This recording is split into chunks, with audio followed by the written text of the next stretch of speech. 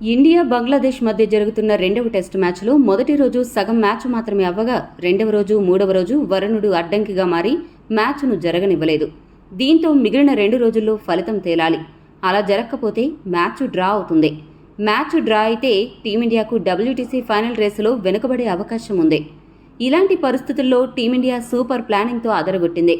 బంగ్లాదేశ్ను 4వ రోజు ఆలౌట్ చేయడమే కాకుండా టీమిండియా కూడా తన ఇన్నింగ్స్ కూడా వేగంగా ముగించి అలసిపోయిన బంగ్లాదేశ్తో రెండవ ఇన్నింగ్స్ కూడా ఆడించి అదరగొట్టింది. ఈ విషయంలో మాత్రం టీమిండియాను ఖచ్చితంగా అభినందించి తీరాలి. మరోవైపు జట్టు మొత్తం ఆల్రౌండ్ ప్రదర్శనతో రఫ్ఫాడించి బంగ్లాదేశ్ను బెంబేలెత్తించింది. గెలిపే లక్ష్యంగా పావులు కదుపుతూ మేము ఎందుకీ సిరీస్ ఆడుతున్నామని బంగ్లాదేశ్ ఆటగాళ్లు అనుకునేలా చేస్తోంది.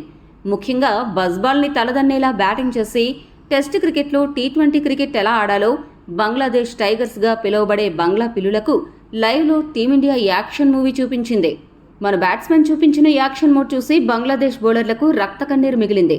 18 బంతుల్లో వేగవంతమైన 50 పరుగులు, 10.1 ఓవర్లలో వేగవంతమైన 100 పరుగులు, 24.2 ఓవర్లలో వేగవంతమైన 200 పరుగులు, 30.1 ఓవర్లో వేగవంతమైన 250 పరుగులు చేసి టెస్ట్ క్రికెట్ చరిత్రలో ఏ జట్టుకు సాధ్యం కాని రికార్డులను సొంతం చేసుకుని బంగ్లాదేశ్ జట్టు మా ముందు బచ్చా టీమని నిరూపించింది.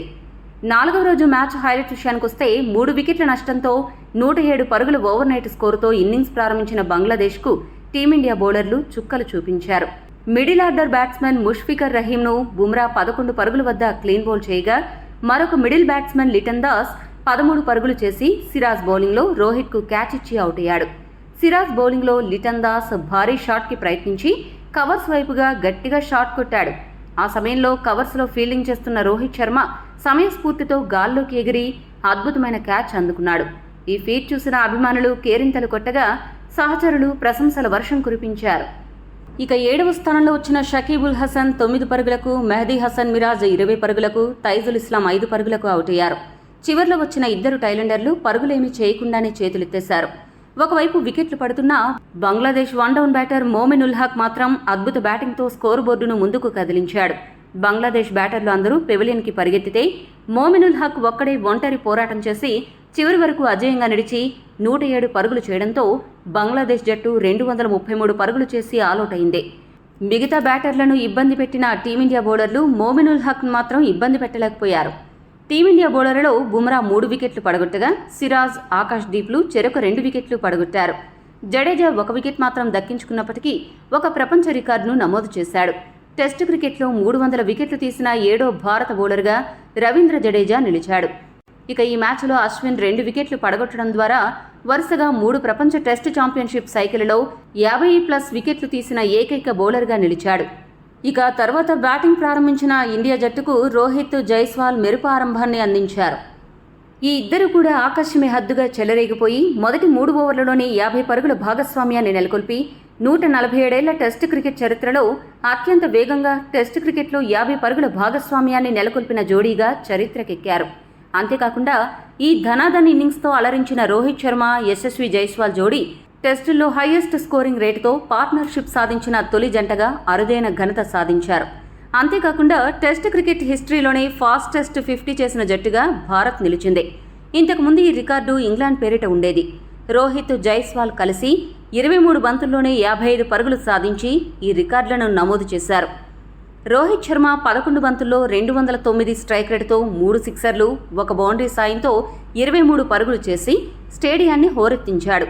రోహిత్ అవుట్ అయినా కూడా గిల్ సాయంతో జైస్వాల్ జుగులు విదిల్చిన సింహంలాగా బంగ్లా బౌలర్లపై విరుచుకుపడుతూ స్కోరు బోర్డును పరుగులు పెట్టించాడు. 51 బంతుల్లో ఆడిన జైస్వాల్ 141 స్ట్రైక్ రేటుతో అర్ధ సెంచరీ సాధించి 72 పరుగుల వద్ద పెవిలియన్ చేరాడు.